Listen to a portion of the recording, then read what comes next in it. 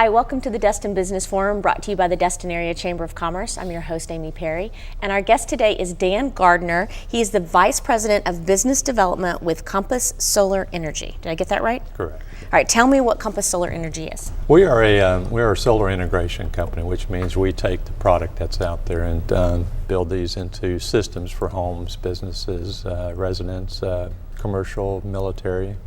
How long have you been in business? Started in '98. Wow, so you've been around a while. We have, yes. And the sun's still there. It is, and You hopefully still have a it'll source of always energy? be there. So, yes.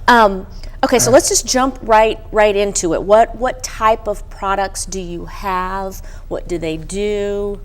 I got educated a little bit before the show. In '98, our primary business was solar thermal, which dealt with taking pool systems or water heating systems and circulating that water, collecting the heat, much like a water hose out in the yard does, and putting it back into the tank or into the pool, free of cost, of course.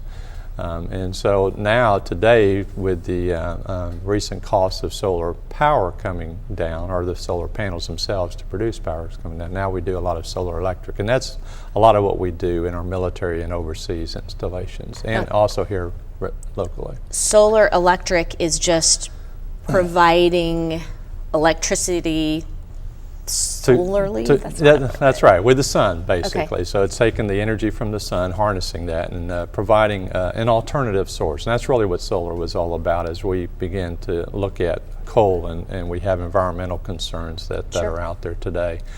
There was concerns that we've got a limited resource, which eventually, if we aren't careful, is going to use up. So there was beginning to look at alternatives for that, and that's where the solar that we used to see on the ships that went up into space, because you can't take an extension cord up there. Right, so, or it'd have to be a really, really long one. yeah, and it was very expensive. So we've come a long way since then. So now the cost of solar is probably 20% of what it used to be just 5 years ago. Wow. So it's an industry that we've doubled in size every year, to give you an idea of how quickly and how rapidly it's going. Over in California, I don't know why here in Florida we always follow California, but 6 out of 10 homes now have solar as an option going into new construction. That's really where we need to go. New construction. New construction. Because that's as right. we were talking about, you can sort of finance that cost into That's correct. the cost of the home and spread it out over a while. All right, for the uninformed, which I'm probably the most uninformed, but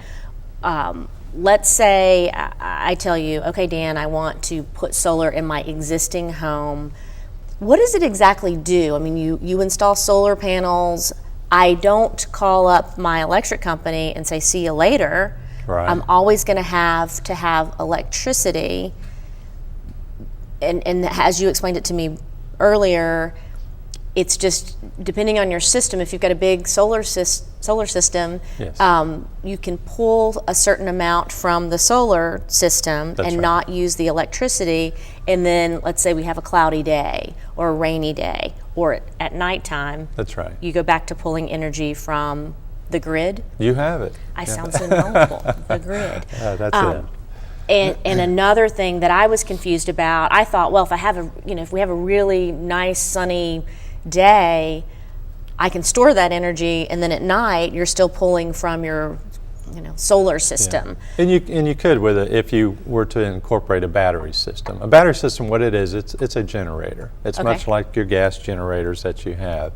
The solar itself, without a battery system, is a fluctuating energy source. And because most of your motors and your lights and all need a constant energy, you can't feed them directly with solar. So you have to put it through a source that will basically stabilize it so that you've got a consistent amount of energy available. So without the battery system, you wouldn't be able to power at night, because you still, the solar has to produce, the grid has to offset, and the solar is alternating, and the grid is filling the void that's there.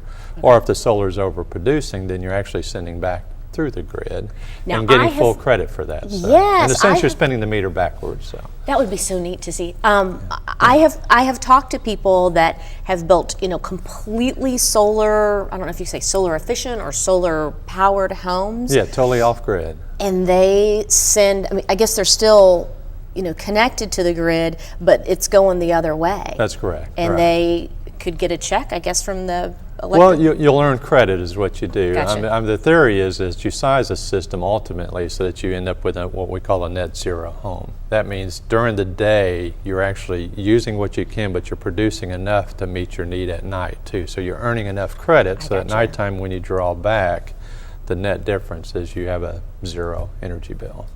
Yeah. And that I like that because we still, we need the energy companies, but it's kind of like a partnership. I'll use it during the day when I have the sun, and then at night we go back to them, but we're not using as much. That's right. Correct? Yeah. And again, it was, if we think about it in most cases from a financial standpoint, but really the goal was to find a good earth-friendly source of energy, because coal is what we burn. And if you look at it from a CO2, an environmental issue, coal's way off the chart as far as what it does from an environmental impact. And then you have things like natural gas, nuclear, which we've got, of course, concerns with that now, especially if we look long term on what we're going to do with the spent fuel that's very toxic, as we've experienced with Fukushima. But that was the goal: is can we get solar down cost effective to the point where it truly is a viable option, and we've done that just here in the past couple of years. Is that the reason that it was so, I guess, slow to come? Because to me, of course, I'm coming into this with everybody else's knowledge, but it just seems like solar is such an obvious source of energy, but as I understand it, because it was so expensive to pull it down. And that's what, albeit we hear about Solyndra and the billions of dollars invested in a company, but if you look at ultimately what it was meant to achieve, it wasn't meant to be long-term to have subsidies. It was meant to get an industry,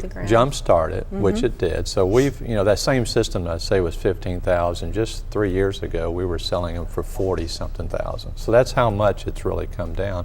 And that's why now you're beginning to see the momentum build. Because a lot more people doing it. And now, if we can get the builders, because that's really where the benefit's going to come in. Because if I'm telling you 15, 16,000, but if the builders were doing up front in that type of volume, we'd probably see the cost getting down to 13, 12. Wow. And then you start talking about financing something like that, and the interest rate's 5-6%. You're paying $70 over a 30-year mortgage. Well, the energy that it's offsetting is $90, and then if you think about 5 years from now, it's going to be $110, and then 10 years from now, it's going to be $130. So you're building a system that's really for the home, and that's where we've got to get our mindset. Not me, hey, I'm only going to be here 2 years, I'm leaving, but for the home to become an energy source. But well, and if somebody, I can see somebody doing it a lot more easily if they're building a new home, because they can put that cost, they can spread it over 30 years.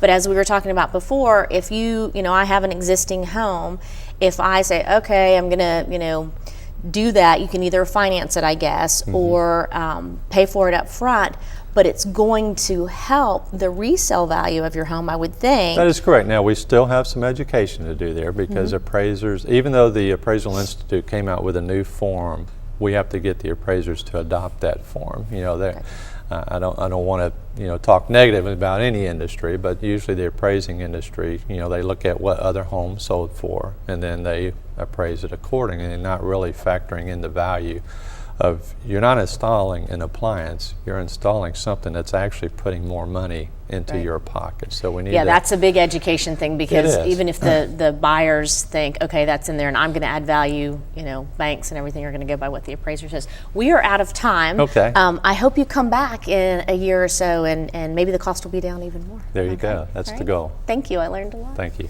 We'll be back.